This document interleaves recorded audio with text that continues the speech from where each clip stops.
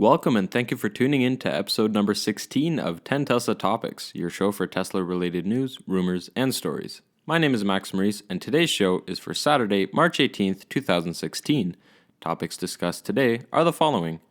Cheaper insurance for Teslas equipped with Autopilot, a stolen Model S was found thanks to Tesla's app, Tesla will be raising $1.15 billion in a stock offering, no more 60 kWh battery for the Model S, and a Model 3 Coupe rendering. And before I start, just a quick little apology here.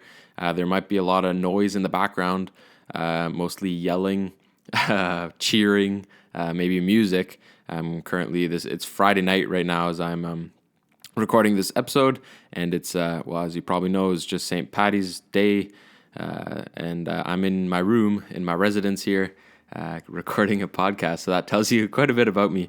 But yeah, so just I'll do my best, of course, to edit out the sounds. And yeah, so let's jump right into the news. Topic number 1 comes from Electrek. So insurance upstart Root announced a new insurance policy that is aimed at Tesla owners. It promises cheaper rates based on the numbers of miles driven using Tesla's Autopilot driver's assist feature.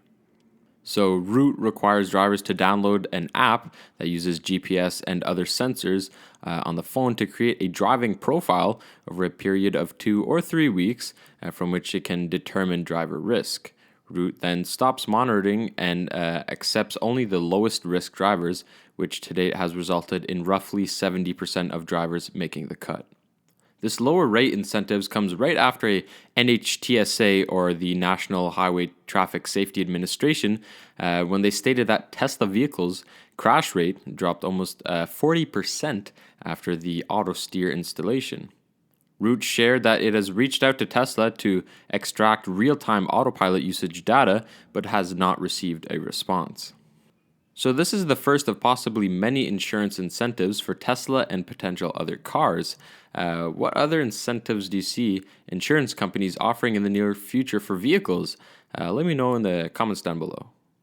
Topic number 2 comes from Electrek. So this past week in California, an owner tracked his stolen Tesla using his app and led police officers to the arrest of the thief.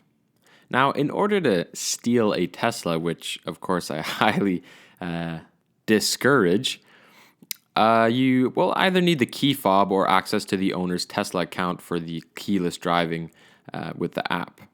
So in this case, the vehicle was stolen during a burglary of a residence in the city of Escondido, I think that's how you pronounce it, on Monday, March 13th, 2017. That's according to the police report.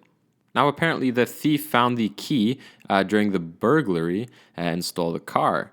The very next day, so that's March 14th, the owner tracked the car with Tesla's mobile app to a city just a few miles north of Escondido. Now, a similar incident happened in 2015. A Model S was briefly stolen in Vancouver, up here in Canada, and the owner gave live instructions to the police while they were catching up to the thief, which is, pretty cool to think. Like, you got your Tesla stolen, pretty bummed out, of course, but then you could just hop on your app and kind of see where it is. So it's a great feature. But yeah, so here's just a little PSA, if you will. If you're listening, don't steal a car. And of course, especially don't steal a Tesla. Topic number 3 comes from Tesla Roddy. So Tesla announced they'll be raising $1.15 billion in a stock offering as Tesla prepares for the Model 3 production and of course just general business operations.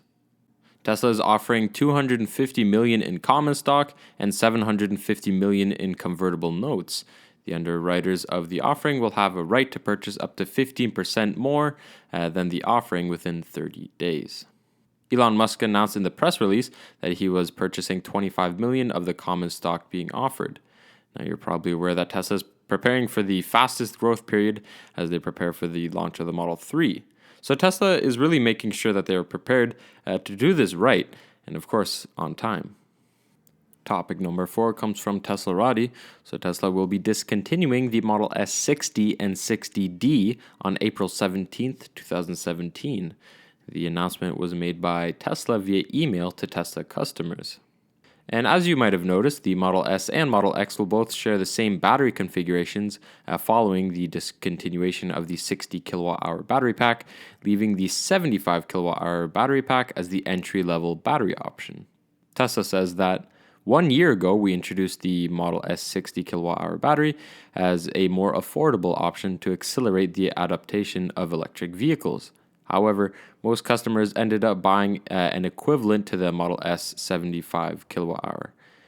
So to simplify the ordering process for our customers, we'll be removing the 60 kWh option from our lineup.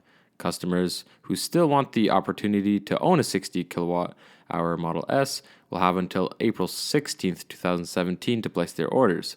Any 60 kWh Model S will have the ability to upgrade their battery to 75 kWh via an over-the-air update. So Tesla could be looking to create as much as a gap as possible between a fully optioned Model 3 and the base Model S. So by minimizing overlap between the two vehicles, Tesla can minimize the potential cannibalization, if you will, of Model S sales.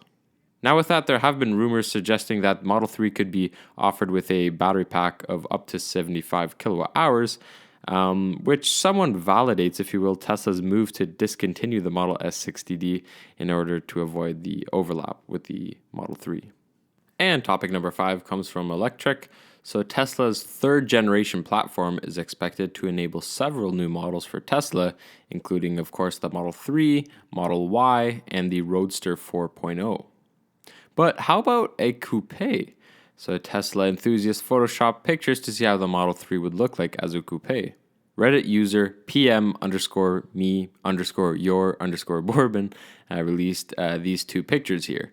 I think they look pretty cool. I mean, of course, it's just a rendering. It's just Photoshop, so the proportions are a little off and stuff, but I think for the most part, it looks pretty good.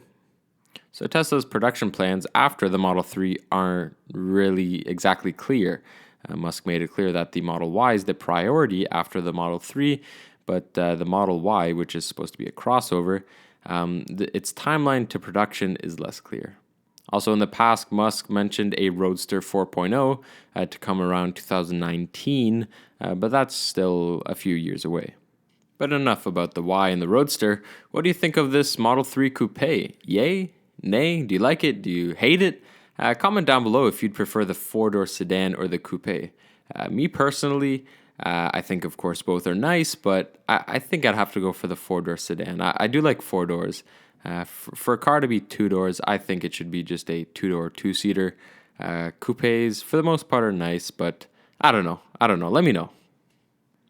All right, so those are your 5 Tesla topics for Saturday, March 18th, 2016.